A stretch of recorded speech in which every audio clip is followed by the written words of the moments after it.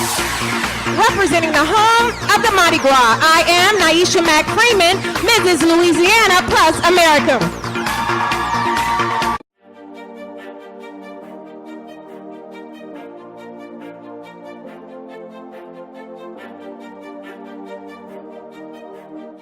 Welcome to Just Reasoning with Joy.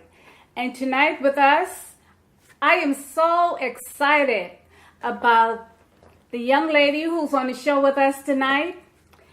She is U.S. United Queen of Queens 2015, Nieasha Mack Freeman. Welcome. Thank you. It is so nice to have you. And I want to thank you for taking time out of your busy schedule, to be here with us tonight.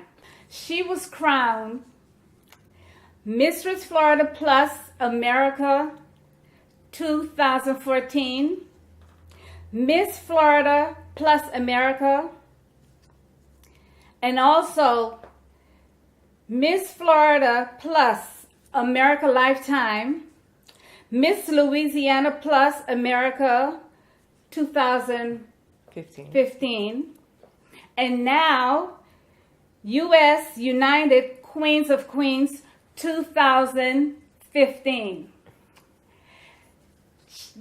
You wear so many hats and you're so accomplished.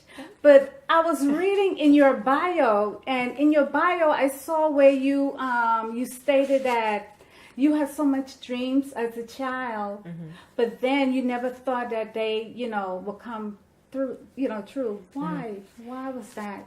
Well, growing up as a child, I was always the chunky girl. I was always the big girl with the pretty face, and I never thought that there was plus size pageantry or anything. You wanted to cheer, you can't cheer because the big girls don't cheer, So it was always something that people told me I couldn't do. Even though I was raised in the church, my mom and dad, they instilled in me, I can do all things through Christ who strengthens me. And I still believe that to this day. But I just thought there were some things that just weren't meant for me. Until someone actually reached out to me and told me, hey, have you considered, this, or have you considered that? So when I was growing up, absolutely, I didn't think I could do it because society had told me that I couldn't do it. Society had said this was not the place for me until I learned otherwise. Wow. I understand a little bit of what you're saying because I went through it, but I went through it because of my complexion, being a dark girl. They used to call me blue girl. Instead of black girl, blue girl. Wow, okay. Yes, and so the kids would pick. Did any children bully you or anything? Well, they did. But what's something I found to be amazing for me is that because I had confidence, it stopped very quickly. Okay. Because they realized it wasn't getting to me. I was bullied. I was bullied because of my weight. I was always the largest girl in my class. Always. I never remember anybody being larger than me in school. But I had the confidence. I walked in a room, my head was up. My mom made sure I was dressed, hair was done, so I never had anything to bring me down. So I think once they realized that their words weren't getting to me like they thought they would, it kind of backed off a little bit. But it always started. I always started the school year with bullying. I always started new schools with bullying. But after I got there and they got to know me as a person, I was fine. Oh, great. I called off all of the different titles.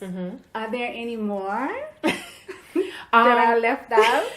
In addition to what you left out, there is Miss Gospel International, which was the first pageant that I competed in. And that's the pageant that my director, Rafael Gallego, he told me, he says, have you ever considered it? Just start out with something small and see if you enjoy pageantry. And I did. And I competed against veterans in pageantry. And I won the first pageant. Wow. And so I was like, woo, I could do this. Yes. So I got excited about it. And so I did that pageant. And then I continued to work with his system. And so I also have the title now of Miss Gospel International Lifetime, which means I will always be a queen within that system. Amen. That sounds so good. My good. Did y'all hear that? Did y'all hear that? That is so nice. I know beauty queens. There's so many different things, like you have to make appearances and stuff. What's your platform? My platform is It Takes an Army. An Army stands for Adults Reaching and Mentoring Youth. My focus is inner city youth mentoring. And I always tell everyone that I live my platform because my platform is also my profession. I believe in building up at-risk youth. I believe in building and mentoring kids, because at home there are a lot of kids who don't have a parent there or don't have an adult there to lead them in the right direction. So, and society has so many things out there to pull them off track. And some of them want to do right, but they don't have anybody to lead them in that direction. So I believe it takes an army. So it takes more than just me. It takes me, it takes you, it takes everyone sometimes to raise that one child. And I feel if we can spend an hour watching Scandal, we can spend an hour watching everything else on television. We can spend an hour imparting into the lives of our youth. That is so true. That is so true. I saw you at an event, and you were wearing a t-shirt, and I think it was Mother of Princesses. Tell us a little bit about that. I am the proud mother of two beautiful girls. I have two daughters, Carrington and Kennedy, 14 and 15. Okay, so my babies are young ladies now. But I believe I raised my children to be queens. And because they're young ladies, I call them princesses. And I believe in raising them to be princesses and raising them to know that they need to be respected and that they should demand respect, you know, and don't take anything from these little young boys out here that want to talk to you any kind of way, call you out of your name. No, that is not how you treat a queen or a princess. So that's how I raise my daughters. And so I tell them, I say, I'm the queen and you're a princess. So just like I had on the shirt that said Mother of Two Princesses, they had Daughter of a Queen. Yes, I because saw that. Exactly, that's what we carry ourselves as, because we were born into royalty.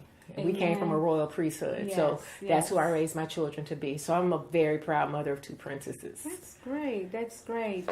What all do you do with other young people? Well, I do a lot of mentoring. That's where I spend the majority of my time, is giving back to youth in the communities, going to different girl groups, Sunshine's Heart, things like that, where I can mentor youth. And even at my job, where I am a high school principal, and I have 360 students at this time that are all at risk, ages 16 to 21. When I leave my school on Monday through Friday, I still continue to work with my kids on the weekends. Really? Yes, because a lot of them don't have a parent at home. I have kids who are mothers, 2 and 3 children at 18, 19 years old. So they need help. And, you know, we do things on the weekends as well. So I believe in giving back. So I do a lot of things with youth in my community and traveling. Wow. That's another thing. That's another thing. How do you do all of the traveling? Your job, and children, how do you work all of that out? Well, I believe in family, so I don't leave my children behind. So my children travel with me. So if I go, they go, you know, because I believe that time goes by so fast. And one thing you can't get back is time. So I do believe in taking them with me. So that's something I don't have to balance, is my kids, because they are a part of what I do. And when it comes to traveling, I travel on the weekends. You know, Friday, as soon as I clock out, I will go to an airport. I'll get on the road. I travel. And when people call me for appearances, people call me to speak, I do let them know I have a job. You know, I am a full-time principal and a full-time mother. So when they, you know, want to put me in a hotel, I say I need double beds because I have 2 kids coming. When they want to feed me, you have to feed 3. Yes, of course. You know, because I take my kids wherever I go. Yes, so, yes, I make them a part of it. But it's hard. It's not an easy task.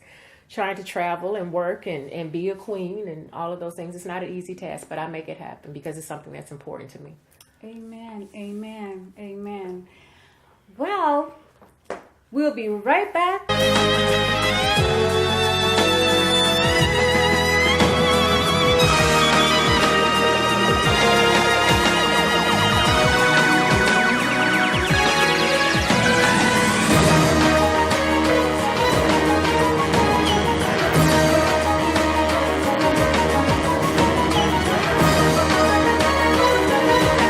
What's up, family? It's your boy, Jay Moss, and you're watching Living Witness Television. Keep it locked right here. Welcome back.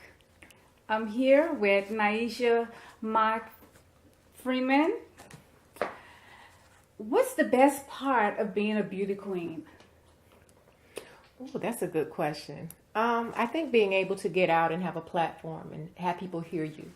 I think being in pageants gives you a voice a lot of times, because sometimes your voice gets lost in the crowd. But as soon as you walk in with a sash and the crown, people want to hear what you have to say. So I think that's the best part, is that I'm able to get my platform out about youth mentoring, being able to make a difference in the community, in the state, and now with the national title in the nation. You know, and people actually want to hear what you say. I'm just not, you know, just Nieasha anymore. You know, now I'm U.S. United Queen of Queens. So it's like, oh, what is she talking about? Look at that big crown. Let me hear what she has to say. Right. So it does open doors for me that otherwise wouldn't have been opened. How did it change you? Well, I'm still the same person. Still the same person? I'm still the same person. I'm still the same Nieasha. I still hug people and laugh and cry. You know, I still have my days when I don't want to put on the makeup and the eyelashes and do it. You know, I'm still me. So it really hasn't changed who I am. It changes a lot of what I do because I realize a lot more people know me than I know people. You know, so when I'm out and about, like people, I knew you. Yeah, you know, and I'm like, who? You know, and so people will see me in public and they go, oh, I saw you such and such. So I realize I can't go out and do anything. I can't go out looking any kind of way. I can't go out, you know, and do something that I would not be proud of, you know, because I realize now I am a public figure, as they call it. So I do have to watch the things I say, do, wear, eat, drink, everything. Yes, everything. Yes, ma'am. Everything. Sounds great. Have you ever lost Yes. a pageant?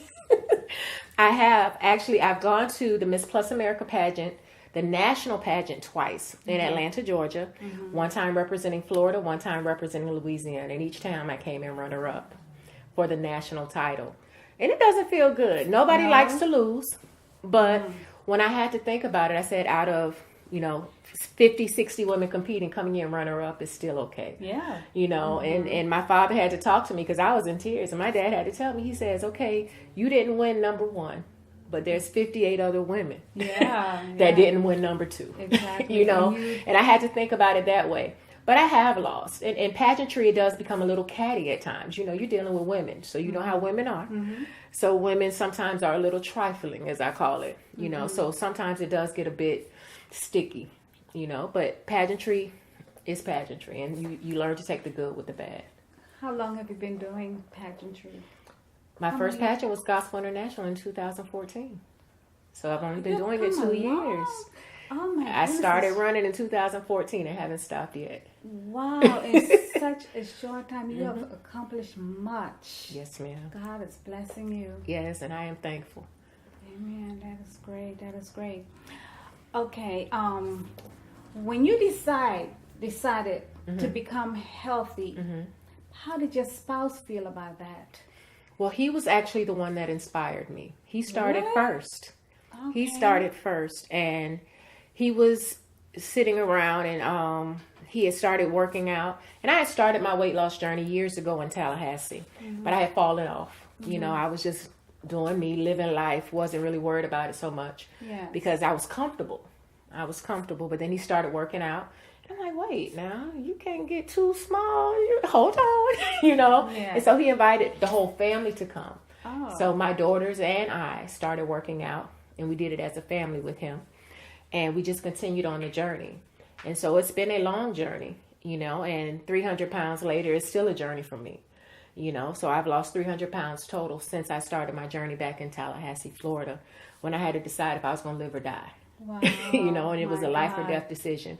And then once we got, you know, as a family, I said, well, I want to be here for my daughters. I want to be here to raise my daughters. Yes. You know, and so a lot of people still look at me and say, oh, that's a big girl. She's in plus size pageants. I'm like, but you don't know where I've come from. Right. And until you know my story, you don't judge. Exactly. You know, so I'm thankful. But he was very supportive because, you know, he wanted us to be here for the kids together. Amen. So he brought me along with him. And so I've been going ever since. That's good. That's good. What about when you told him that you wanted to enter pageantries? Not so nice. Not so nice. Not so nice because he knows about the money that's involved in pageantry. Oh, okay. So he started thinking about the gowns and the shoes and the dresses and the traveling. And he just, you know, he was not so supportive in the beginning because he thought it was just about beauty. And he didn't want me just parading on stage, just being another pretty face. Until he realized what it was about, because the pageant systems that I'm involved in, it's about our platform. You have to be able to say something. You have to be able to stand for something. And so once he saw that, then he started supporting the journey. And once I started saying, I'll buy my own dress. Okay. I got this. He's like, oh, you go ahead. You know, but he's been supportive ever since. You know, he will come to the pageants. My daughter's in pageantry now. So he supports the pageants, and he'll come out and he will take part in it, even take pictures for us because he's a photographer. But in the beginning it was not that, because he had one view of pageantry. He had this mindset it's just about money and a pretty face, and didn't know about the platform and getting out into the community and doing the work. So he didn't feel some kind of way like he's going to lose you or anything like that? No, because he knew I was always coming back home. He's a good man. Yeah, some men would let you. No, he was okay. And he knows I'm just taking a picture. I'm not trying to leave with Johnny. I'm just taking a picture with Johnny. Okay. Because when you have on the crown and sash, people will always come and say, can I take a picture? Can I take a picture? And he would stand there. He'll hold my bags while I take pictures, and then we walk off together. So he's very secure in who he is. And it was never that type of problem. It was just more so, okay, you got to spend that again. You gonna do this again? Because I'm the one that don't like to wear the same thing over and over again. So I always want a different gown every time I leave. Yeah. So that was the issue more so than anything else, was financial. Okay. So it's very expensive, huh? It is. Pageantry. It is, and it doesn't have to be. And I think it's a lot of what you make it. Because it doesn't have to be as expensive as I make it. Because I like to buy things. I like to wear different things. But sometimes you can recycle. You can wear the same gown more than once in different systems. You can compete more than once in the same gown. I don't like to, but you can. I have a lot of my girlfriends and a lot of my sister queens who will go out and go thrift shopping, and they will go online and they'll find different things and go to pageant resale stores, so that they don't have to spend, $500, $1,000 on a gown. They can get one for $100 and it looks just as good. Right. And nobody knows the difference. It's not a new gown, but it's new to you. Right, exactly. Yes. So it's about how you shop and able to find it. So now that I've invested a lot in different gowns and dresses, it's not as expensive as when I first started out in pageantry. It's gotten a little better now. Oh, that's good. That's good. Because I know whenever I go somewhere, my little granddaughter, Miss Junior International, whenever I see something, I'll get it for her. Because we always can use it. Yes, I know. We can always use another dress, another gown, always. Yeah, so I just keep them coming. And her mom, she's like, Ma! But because I know it's expensive for her, so I try to help out. It is, and that's good to have somebody who will invest in you. So I'm sure she's appreciative, because it's always something that we have to do. It's always somewhere we have to go. It's always an appearance we have to make. Right. And like I said, I know your granddaughter. She doesn't want to wear the same dress all the time either, and she's a diva because I've seen her, so I know. So it's a great thing to have somebody who supports you in the journey. Pageant gowns are very expensive, and it is very, very nice to have someone to help out. I agree. Yes. We're going to take a little break now, but we'll be right back with our beauty queen, 2015 U.S. United Queen of Queens, Nieasha Mack Freeman. We'll be right back. Representing the home of the Mardi Gras, I am Nieasha Mack Freeman, Mrs. Louisiana plus America. Yo, you're tuning into Our Praise, and I'm your boy Mike Larry, and this is my other host. I'm Richard James. And we want to let y'all know, man, y'all see these fly shirts that we got on right here? This is real dope right here. This is real swagged out. It says, believe in Jesus, and that's the scripture 3:16 right here. We want y'all to go to our website on Living Witness TV. Make sure you cop one for your mama, cop one for your pastor, cop one for the church mother. We want everybody to have one of these shirts. Everybody, yes. Y'all tune into Living Witness TV. Click on the link, I praise, and make sure you pick up a shirt, man. Amen. All right. Welcome back to Just Reason with Joy.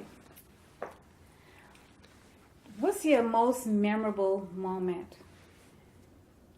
as a queen? As a queen, I think my most memorable moment had to be at gym conference. My first year doing the gym conference with the young ladies when we were crowning the queens, when we have the different girls who've overcome many obstacles. And that's where I met Tykeria. And Tykeria is now Miss Teen Plus America. And I began mentoring her. And I saw her because she was a plus size teen who had been bullied and had overcome so many things just to be there. And so I started mentoring Tykeria, and I loved every moment of it. And to see her blossom, but that day, because she didn't know she was going to be crowned. She didn't know, and it was something that I decided to do and sponsor her to be in the Miss Florida Plus America pageant and for her to then go to the pageant and then win. But I think that day was probably one of the most memorable moments because I realized at that point I'm changing lives. You know, what I do changes lives. It's just not about me coming out speaking, but that at that point I saw the tears and I saw the effect of what I do. And this is ministry for me. This is ministry. So now I saw the effect of what it has on others. You know, so I think that was one of the most memorable moments for me. So, do you think she had maybe the same dreams that you had, like when you were a little girl? Well, she may have, and we never really talked about her dreams as much because I still consider her a little girl. She's still a teenager. Yes, she just had her 16th birthday. She's a sweet 16 now. Yeah. But with me personally growing up, I know my story. I was a little girl. Like I said, I was always the chunky one. I was always a pretty girl, you know, pretty face, you know. Oh, that's the big girl with the pretty face. But I would sit in front of the TV and I would watch the Miss America pageants. I would watch the Miss Universe and I never thought it would be me. So I just used to sit there and want to wear the crown and just look at the ladies and smile. And I could tell you who the winner would be, but I never thought it would be me. And so I always had the dream of being in a pageant. So I would, you know, want to be a princess for Halloween. I would want to be a princess on Christmas. Just always wanted to wear the crown and never thought I would. You know, until I got to a point, like I said, when I was exposed to pageantry. But the dream never died inside. I always had it inside. And, you know, you go to church and, oh, you know, you a child of the king. I want a crown. You know, I want to be like the ladies on TV. Right. But they were all size zeros and double zeros and size twos. And that didn't fit to who I was. So I didn't think I could. You know, and so seeing Tykeria and being able to talk to her and tell her you can. Right. You know, you can do anything you want to do. You can be anyone you want to be. Exactly. You know, so I don't know if she ever dreamed when she was little of being a queen. Yes. But now I can't stop her now. Oh, I can't stop her now. That is so wonderful. How does the church world look at beauty queens, beauty pageants? Well, it depends. I've had mixed, you know, reactions when it comes to pageantry and in church. Now, if I'm outside of church, they'll welcome me and they'll do whatever. Now, when you walking in the church, it's a whole different story. And I'm Baptist. I'm a licensed ordained Baptist preacher. You know, yes. Really? Yes. You didn't tell us that? So I've been youth pastoring and everything else in the Baptist church. And so the Baptist church welcomed me open arms when I was into pageantry. You know, go in, the girls want to wear my crown, and, you know, that's been wonderful. Now, I've gone into some Pentecostal churches where I walk in and it's like, you can't wear that crown in here. Oh, really? There's only one king who will wear a crown. And, okay, yes, ma'am, and I take off the crown. Because at the end of the day, I'm still who I am with or without the crown. Exactly. I don't have to have a crown on my head. You know, it's just a symbol. So I will take the crown off. But some churches don't want me to walk nowhere in their church with a crown on my head. It's okay. I respect the laws of that land. I respect the church. And it's fine. You know, so it depends on where I go. You know, some of them don't believe in all the makeup. You know, some churches don't believe you should put lipstick on. But that's not what I believe. Right. You know, but when I'm there, I do what they ask. Yes. Can you look into the camera, my queen, and talk to a young lady or young ladies who would want to walk in your shoes, do the same things, be successful as you are in pageantry and in other areas of your life? Okay. What I would say to you is you are fearfully and wonderfully made.